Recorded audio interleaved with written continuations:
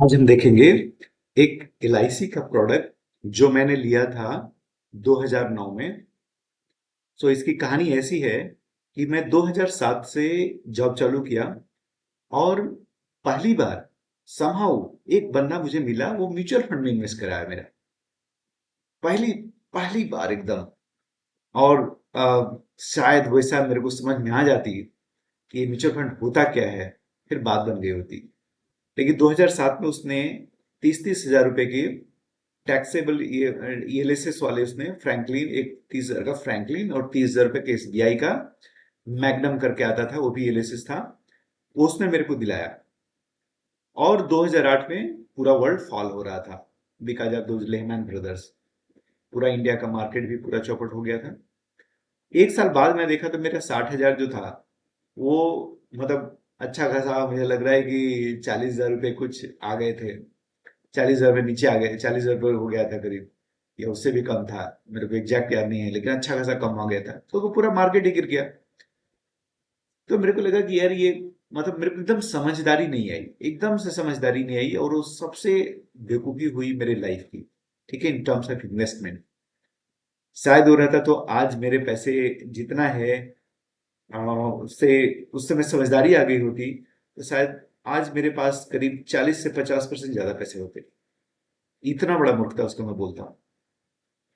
फिर अगले साल क्या हुआ, यही होता है कि इसलिए ये वीडियो इंपॉर्टेंट है उनके लिए जो कि पहली बार इन्वेस्टमेंट करने जा रहे हैं। एकदम शुरुआत में, यदि शुरुआत में आपको समझ में आ गई कि कंपाउंडिंग होता कैसे है म्यूचुअल फंड मार्केट में, तो मतलब समझो कि आप एक 15-20 साल में बहुत ही पैसे बना लोगे, बहुत ज्यादा पैसे बना लोगे। ठीक है। अब ये नेक्स्ट ईयर में क्या हुआ, फिर 2008 में तो कुछ नहीं हुआ, एकदम बकवास गया। फिर 2009 में फिर से मेरे को इन्वेस्टमेंट करने को आया कि इन्वेस्ट करते हैं, वही टैक्स के लिए। तो एक एलआईसी वाला बंदा आ गया, किसी ने समझाया कि एलआईसी भी लेनी चाहिए लाइफ में, हमने भी ले लिया।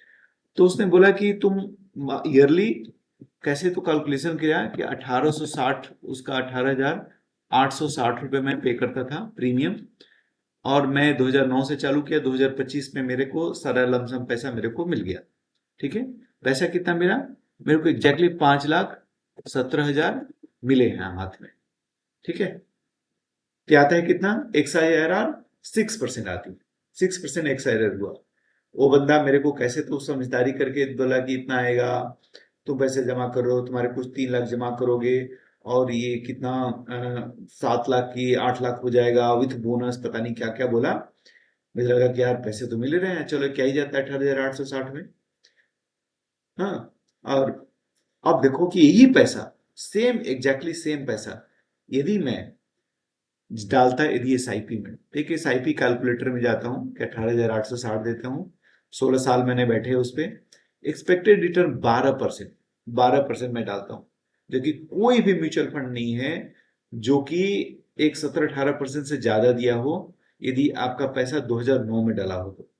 ठीक है, 2009 में डाला हो तो। एक टिकलम फ्लेक्सी कैप ले लेते, यदि मैं मान लो कि फ्लेक्सी कैप ले लेता, ये सबसे बुरा वाला, मैं यही मान लो कि निफ्टी में ही, निफ्टी इंडेक्स में डाल दिया, जो कि उसका लॉन्ग टर्म का रिटर्न 12% है।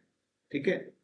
तब भी कितने पैसे हो जाते, 3 लाख में डाला और 9 लाख रुपए रिटर्न होता है, तो कितना का डिफरेंस, 4 लाख का difference.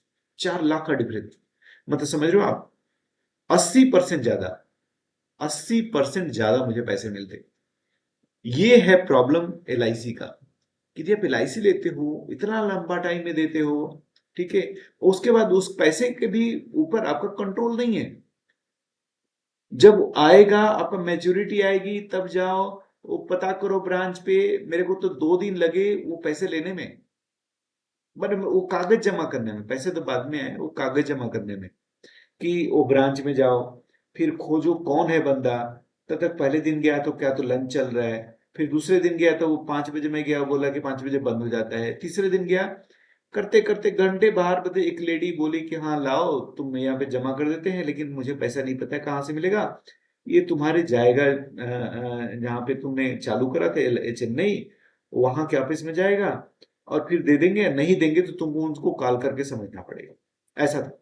Luckily, thanks to LIC, वो कागज जमा करने के बाद और केवाईसी के लिए आधार और पैन कार्ड जमा करने के बाद मेरे पैसे आ गए, एकदम राइटली पैसे आ गए, थैंक्स टू LIC। ठीक है, लेकिन रिटर्न क्या मिला? 6% यार।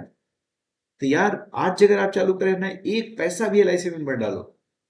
ठीक है, एकमात्र आपका जो इन्वेस्टमेंट होना चाहिए वो म्यूचुअल फंड में होना चाहिए, तभी जाके आप एकदम सक्सेसफुल हो जाओगे। ठीक है, थैंक यू वेरी मच, यही मैं बताना चाह रहा था आज।